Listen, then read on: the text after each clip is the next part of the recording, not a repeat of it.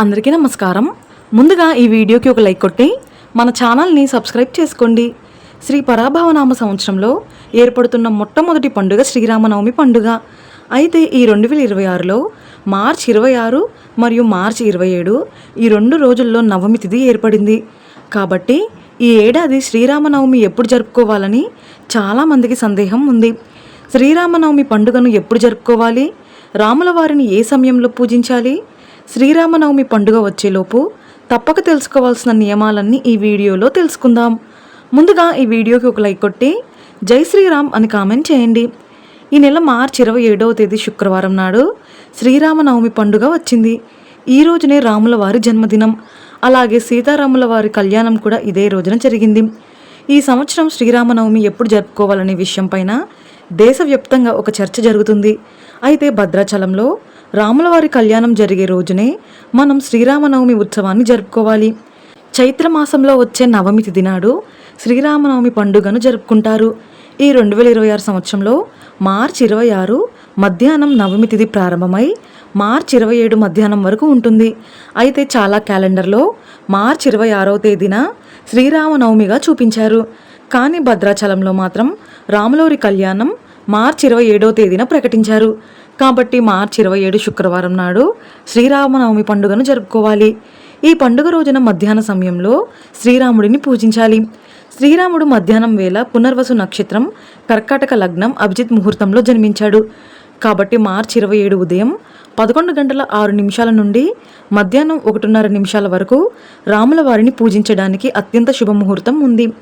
ఈ గంటన్నర సమయం శ్రీరాముడిని పూజించడానికి అత్యంత శక్తివంతమైన సమయం. ఈ సమయంలోనే భద్రాచలంలో ఉన్న సీతారాముల కళ్యాణం కూడా జరుగుతుంది. ఈ ఏడాది ఏర్పడిన శ్రీరామనవమి శుక్రవారం ఏర్పడుతుంది. కాబట్టి ఈ రోజున చేసే పూజలకు విష్ణుమూర్తి అనుగ్రహంతో పాటుగా లక్ష్మీ అనుగ్రహం కూడా మన ఇంటిపైన సంపూర్ణంగా ఉంటుంది. అయితే మంగళ శుక్రవారాల్లో ఇంటిని శుభ్రం చేసుకోకూడదు. కాబట్టి ఈ శ్రీరామనవమి పండుగ వచ్చేలోపు మీ ఇంట్లో బూజు లేకుండా ఇంటిని శుభ్రం చేసేసుకోండి. ఈ పండుగ రోజున సీతారాములను పూజిస్తాము. కాబట్టి మీ పూజ గదిలో రాముల వారి ఫోటో ఉండేలా చూసుకోండి. సీతారాములు, లక్ష్మణ, భరత, శత్రుఘ్నులు, అలాగే హనుమ సమేతంగా ఉన్న చిత్రపటం ఉంటే చాలా మంచిది. ఇలాంటి ఫోటో లేకపోతే పండుగ వచ్చేలోపు తెచ్చుకోండి. ఈ పండుగ రోజున తప్పకుండా ఇంటి గడపలకు పసుపు రాసి కుంకుమ బొట్లు పెట్టుకోండి. శుక్రవారం అందులోనూ శ్రీరామనవమి పండుగ వేళ ఇంటి గుమ్మానికి పసుపు రాసి మామిడి తోరణాలతో అలంకరిస్తే మీ ఇంటికి పట్టిన అష్టదరిద్రాలన్నీ వెంటనే తొలగిపోతాయి. అయితే ఈ శ్రీరామనవమి పండుగ వేళ ప్రతి ఒక్కరూ మర్చిపోకుండా మీ ఇంటి ప్రధాన ద్వారం పైన తడి గంధంతో చిన్నగా రామబాణం గుర్తును వేయండి. మీ కుటుంబంలో సుఖ సంతోషాలు పెరుగుతాయి. శ్రీరామనవమి అంటేనే వడపప్పు పానకం గుర్తొస్తుంది. కాబట్టి పూజలో నైవేద్యంగా వడపప్పు కోసం నాణ్యమైన పెసరపప్పు, పానకం కోసం కొత్త బెల్లం ముందే కొని ఉంచుకోండి. మీ దగ్గరలోని రాముల వారి ఆలయం ఉంటే రామాలయంలో ఉన్న ధ్వజస్తంభానికి రంగులు వేయించండి, లేదా రామాలయం అంతా నీటితో శుభ్రం చేయండి. మీ కుటుంబానికి చాలా మంచి జరుగుతుంది.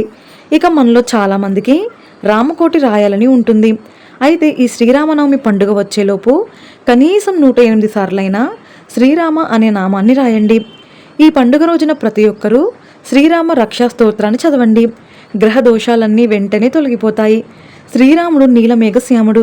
కాబట్టి శ్రీరామనవమి రోజున నీలం రంగు వస్త్రాలు ధరించి నీలం రంగు పుష్పాలతో శ్రీరాముడిని పూజిస్తే ఎన్నో శుభ ఫలితాలు కలుగుతాయి. ఈ రోజున సీతారాములను పూజించేటప్పుడు సీతాదేవికి ఎరుపు రంగు రవిక వస్త్రాన్ని సమర్పించండి. శ్రీరామనవమి పండుగ వేళ సీతారాముల వారు అలాగే ఆంజనేయ స్వామి రామాలయాల్లో సంచరిస్తూ తన భక్తులను ఆశీర్వదిస్తారట.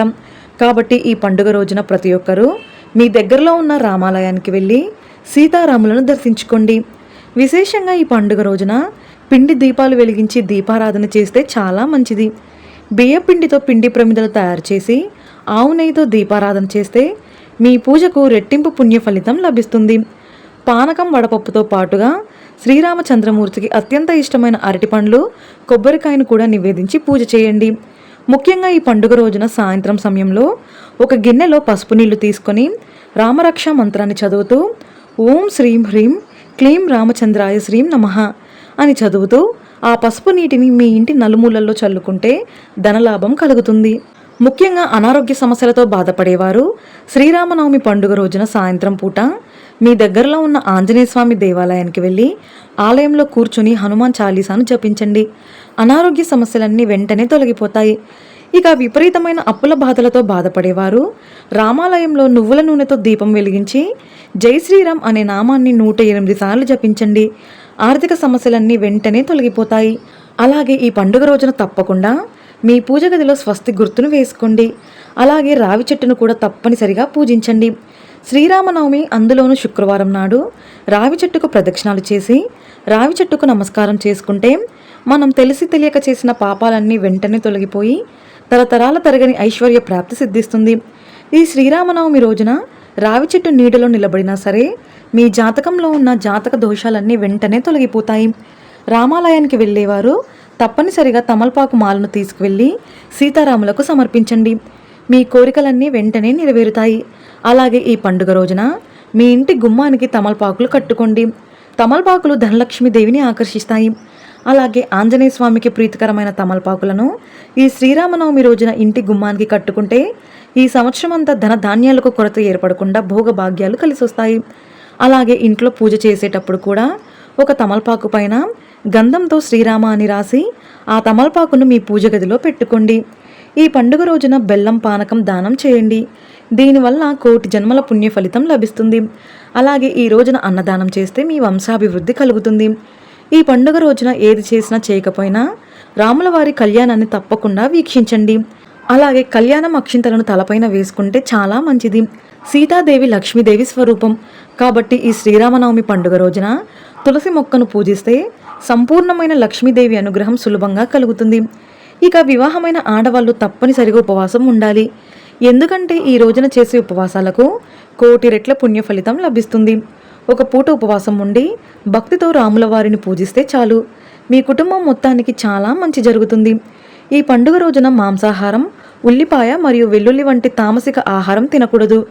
ఈ పండుగ రోజున ఇంట్లో పూజ చేసేటప్పుడు ఒక కాగితం పైన పసుపుతో శ్రీరామ జయం అని రాసి ఆ కాగితాన్ని మీ పర్సులో పెట్టుకోండి. ఇక ఈ సంవత్సరం అంతా అనవసరపు ఖర్చులు లేకుండా మీ ఆదాయం పెరిగిపోతుంది. శ్రీరామనవమి రోజున రామరక్ష మంత్రాన్ని 108 సార్లు జపిస్తే మీ కుటుంబంలో ఎలాంటి ఆపదలు లేకుండా రాముల వారి అనుగ్రహం మీ ఇంటిపైన ఉంటుంది. ఆ మంత్రం ఏమిటంటే ఓం శ్రీం హ్రీం క్లీం రామచంద్రాయ శ్రీం నమః. ఈ మంత్రాన్ని ఖచ్చితంగా జపించండి. అలాగే సంతానం కోసం ఎదురు చూసే దంపతులు ఒక ఎర్రటి వస్త్రంలో కొబ్బరికాయను కట్టి సీతాదేవి పాదాల దగ్గర పెట్టి ఆ కొబ్బరికాయను రామాలయంలో ఉన్న రావి చెట్టుకు కట్టండి. ఖచ్చితంగా సంతాన ప్రాప్తి కలుగుతుంది. అలాగే ఈ శ్రీరామనవమి రోజున రామాలయంలో ఉన్న ధ్వజస్తంభం దగ్గర ఖచ్చితంగా దీపం వెలిగించాలి. తద్వారా మీ కుటుంబంలో ఉన్న సమస్యలన్నీ వెంటనే తొలగిపోతాయి. ముఖ్యంగా అనారోగ్య సమస్యలతో బాధపడేవారు ఓం హనుమతే నమః అనే మంత్రాన్ని 108 సార్లు జపించండి. అనారోగ్య సమస్యలన్నీ తొలగిపోయి మీ ఆయుష్ పెరుగుతుంది. ఈ వీడియో మీకు నచ్చితే లైక్ చేసి సబ్స్క్రైబ్ చేసుకోండి. జై శ్రీరామ్.